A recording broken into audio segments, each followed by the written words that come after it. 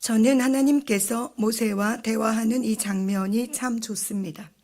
제가 모세를 좋아하는 이유 중에 하나는 하나님의 사람 모세가 자신의 모든 부분을 하나님께 이야기한다는 것이며 하나님께서 그의 모든 이야기를 들어주신다는 사실입니다.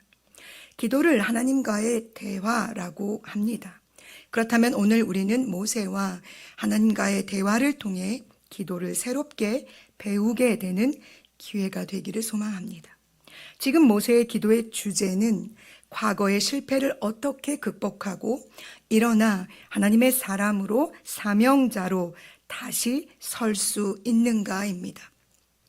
모세는 거룩하신 하나님의 임재 앞 부르심 앞에 섰습니다.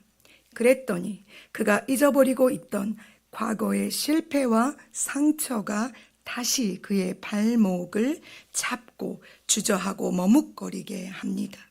그러나 이스라엘 자손들의 부르짖음을 들으시고 기억하사 그들을 돌아보시는 하나님께서 광야 한가운데서 양을 치며 살아가고 있던 한 사람 모세의 부르짖음을 들으시고 그를 기억하셨다는 이 사실에 더 큰 감사와 찬양을 올려드리게 됩니다.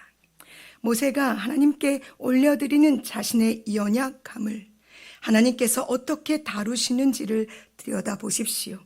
그리고 우리도 우리의 연약함을 감추는 것이 아니라 하나님 앞에 다 고백할 수 있는 오늘 이 시간이 되기를 소망합니다. 사도행전 7장에는 스데반 집사의 설교가 기록되어 있습니다. 거기에 모세에 대해서 이렇게 그는 말합니다. 25절, 그의 형제들이 하나님께서 자기의 손을 통하여 구원해 주시는 것을 깨달으리라고 생각하였으나 그들이 깨닫지 못하였더라. 이는 모세가 애굽에 있을 때, 즉 그가 모든 것을 할 수 있다고 생각했던 40세일 때 그 형제 이스라엘 자손들을 돌볼 생각이 났습니다. 자신의 형제를 압제하는 애굽 사람을 쳐 죽이면서 그는 하나님께서 자기의 손을 통해 일하신다고 생각했습니다. 그러나 그들은 도리어 모세에게 누가 너를 우리를 다스리는 자와 재판관으로 삼았느냐라고 되묻습니다. 일로 말미암아 바로는 모세를 죽이려고 했고 그 상황을 피해 모세는 광야로 도망친 것입니다. 이런 과거의 일 때문에 모세는 이스라엘 사람들이 그때처럼 자신을 믿지 아니하고 자신의 말을 듣지 아니하고 여호와께서 자신에게 나타나신 이 일에 대해서 믿지 아니하면 어떻게 하겠는가라고 하나님께 질문하고 있는 것입니다. 모세는 하나님께서 자신을 통해 이스라엘 백성들을 돌보실 것을 그때도 믿고 있었습니다. 왜냐하면 히브리 사람이었지만 그는 특별하게 애굽의 궁전에서 자랐고 하나님께서 분명히 자신을 통해 고통받는 동족의 아픔을 돌아보게 하시고자 자신을 선택하셨다고 생각할 수밖에 없었으니까요. 그러나 그때는 아니고 지금은 맞습니다. 왜냐하면 그때는 하나님께서 말씀하지 않으셨고 지금은 하나님께서 말씀하고 계시니까요. 그때는 스스로의 힘으로 자신의 권력으로 자신의 지혜로 하려고 했으나 지금은 하나님께서 함께 하심으로 하나님께서 친히 하시는 것이니 바로 지금이 모세가 일어나야 할 때인 것이 확실합니다. 사랑하는 여러분, 우리가 기다리며 인내로 기도하며 인내로 기다려야 할 때가 바로 이때입니다. 내가 내 힘으로 하는 때가 아니라 하나님께서 준비하신 바로 그때, 나의 시간을 사는 것이 아니라 하나님의 시간을 사는 하나님의 사람들인 우리가 기다리는 하나님의 때입니다. 어쩌면 모세에게 애굽은 실패와 좌절의 과거이며 두려움의 장소일 것입니다. 40년간 그는 그 시간을 한순간도 잊지 않았을지도 모릅니다. 40년 동안 돌아가지 못하는 곳이라면 분명히 그곳은 돌아가고 싶은, 그러나 계속해서 그 기억이 돌아가지 못하도록 발목을 잡는 그런 곳이 바로 애굽이었을 것입니다. 그런 그의 손에 들려 있던 지팡이를 하나님께서 주목하십니다. 크고 아름답고 세련된 지팡이가 아닙니다. 그가 40년간 광야에서 양을 칠 때 사용한 지팡이입니다. 가끔 우리는 하나님께서 우리를 사용하실 때 관심을 끌만한 그 무엇인가를 주실 것이라고, 혹은 그런 사람들을 사용하실 것이라고 생각합니다.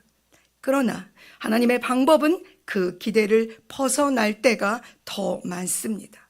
하나님께서는 우리의 일상에서 우리가 성실하게 살아내는 삶에 바로 그것을 사용하십니다. 우리가 가지고 있는 것이 화려하지 않아도, 때론 너무 초라해서 드러내기 부끄러울 정도로 볼품 없어 흠모할 만한 것이 아니더라도 괜찮습니다. 하나님께서 주목하여 바로 그것을 보시고 내 손에 있는 것이 무엇이냐라고 물으시면 그것이 바로 하나님께서 쓰시는 귀한 도구가 됩니다. 모세에게는 양을 치던 삶의 현장에서 그의 손에 들려 있던 투박하고 거친 지팡이였습니다. 애굽에서 그가 들고 있던 것과는 비교할 수 없이 초라한 것입니다.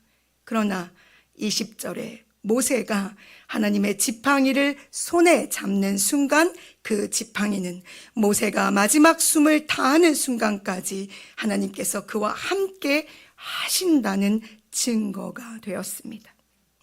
여러분의 손에는 무엇이 있습니까?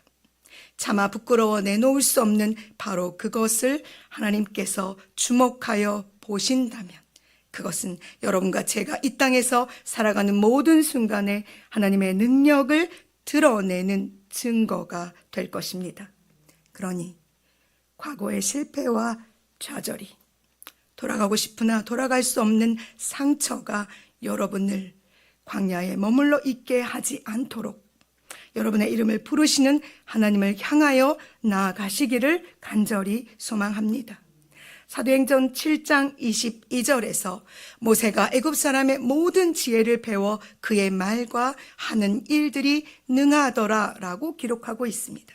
그런데 모세는 나는 입이 뻣뻣하고 혀가 둔한 자라고 자신을 평가합니다. 광야 40년은 모세를 그렇게 변하게 했습니다. 그러나 여호와께서 분명히 말씀하십니다. 누가 사람의 입을 지었느냐? 누가 말 못하는 자나 못 듣는 자나 눈 밝은 자나 맹인이 되게 하였느냐? 나 여호와가 아니냐? 이제 핑계하지 마십시오. 우리를 지으신 분이 하나님이십니다. 그리고 하나님께서 우리를 보낼 만한 자라고 하신다면 우리는 이제 일어나 하나님께서 보내시기를 작정하신 그것으로 반드시 가야만 합니다. 내가 일어나 발을 떼서 걷기를 시작할 때 하나님께서 앞서 가셔서 하나님께서 일하십니다. 모세가 모든 기도를 끝낸 후 일어나 이스라엘 백성을 향해 나아갔을 때 오늘 본장 31절에 백성이 믿으며 여호와께서 이스라엘 자손을 찾으시고 그들의 고난을 살피셨다 함을 듣고 머리 숙여 경배하는 놀라운 일이 벌어진 것처럼 말입니다. 사랑하는 여러분, 우리를 가장 잘 아시는 하나님께서 오늘도 우리를 그곳으로 보내십니다.